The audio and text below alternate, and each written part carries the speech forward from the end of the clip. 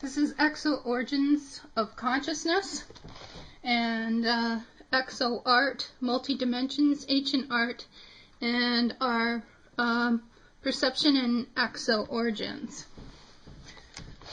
So I'll just bring this up, and I apologize for having to present it this way, but I'm concerned about more of my work that has taken months of research, and to be able to put it together just happened to disappear on me. So here we go. I hope to be able to formally present this at a better date. So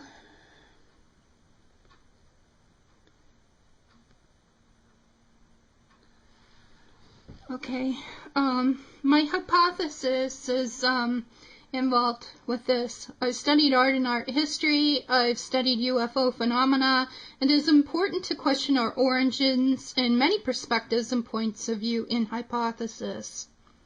Question our beliefs, a pressure to conform in socially accepted beliefs. David Berlinski challenging Darwin's theory of evolution. We're human beings and question our origins in our evolution, with the entire solar system evolving with our intergalactic families.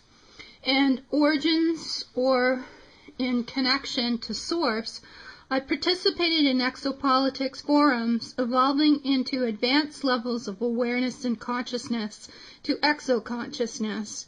We have formed a natural evolution as a species on Earth. Every life form created with an existence of extraterrestrial life as a galactic experiment. I'm inviting you to consider in respect to your beliefs.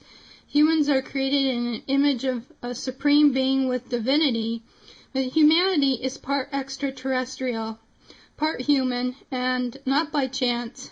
To reach an intelligent hypothesis with conclusion of our origins and our evolution as a species. So I go into this presentation with one of the first found artifacts of Exo Art. And then I move into the Golden Age of Ancient Egypt, origins of consciousness and our exo-evolution. And this is of the hieroglyphics, and you can see right here, I wish I could bring this a little bit closer, of here's an ET that was an ancient the ancient Egypt sculpture here that was in the original tomb of the Grand Pyramids. So,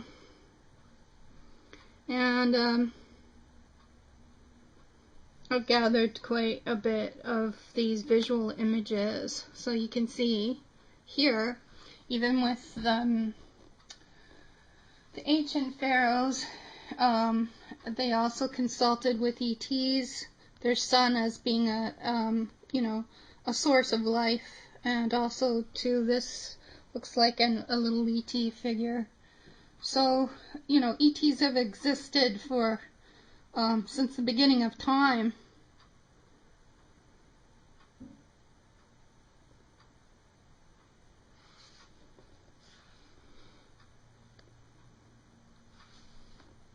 And then also too, this is inside of the Great Pyramid of Khufu. And pyramids were also not just chambers to be able to respect the dead, but they were also considered as landing sites. They're like markers, because there's pyramids all over the planet that are marking sites for ancient, they call them on the History Channel ancient astrologers, but they're multi-dimensional beings and craft. So this you can find some of the photo evidence online as I've been searching. So this is before any of the tribes, but these The range of exceptional density of rock art, paintings, pictograms, and engraving, petroglyphs, and presence of many historical vestiges are remarkable testimonies to Neolithic prehistory dating from 10,000 BCE into the 1st century CE. So that's how far back it goes. And you can see here in ancient art and artifacts, this would be what would most people from the 4th dimensional spectrum considered as reptilians. And you can see the kind of snake-like features here of reptiles into a human form. And some of these artifacts have remained in the British Museum and have not been revealed to the public for the longest time, the same as the papyrus papers in Egypt. And here in China, here's looks like ancient astro travelers. And this one seemingly has some kind of weapon. So these civilizations, what we regard as ETs, have lived since the beginning of time and went beyond time-space. So there's the past, the present, and the future from what we know as beyond time and space. How these ancient visitors, or how these visitors have went throughout time before we even had a timeline or knew what was dimensional time. So in here, this is a famous one where you can see these ETs, and these are ancient petroglyphs. So these are around the world. Some of them are in Italy, some of them are like this is in Japan. And this is one of the very ancient ones of ancient sky beings. So you can see that clearly. So these were in all the caves and the rock carvings. Now, I've always equated the mystery of money and symbology and what that means. And I found this is a Swedish $100 bill. And here this looks similar to what maybe the Anunnaki.